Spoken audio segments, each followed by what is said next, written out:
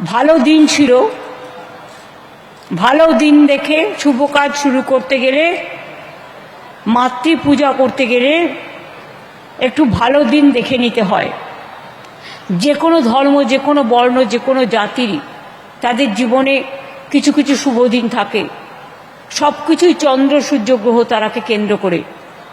কাজে আজকের এই দিনটি আমি মনে করি আমাদের সকলের কাছে এক ঐতিহাসিক দিন এবং আমাদের বাংলার পালঙ্কে আরেকটি মুকুট। বলতে পারেন দুর্গাপুজো তো ঘরে ঘরে হয়, পাড়ায় পাড়ায় হয়, ক্লাবে ক্লাবে হয়, তা সত্ত্বেও আর একটা দুর্গাঙ্গন করার প্রয়োজন কোথায়?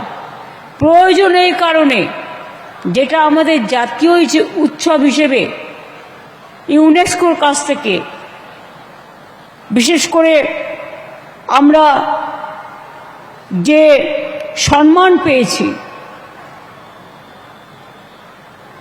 সেই সম্মানটাকে সংরক্ষিত রাখার জন্য।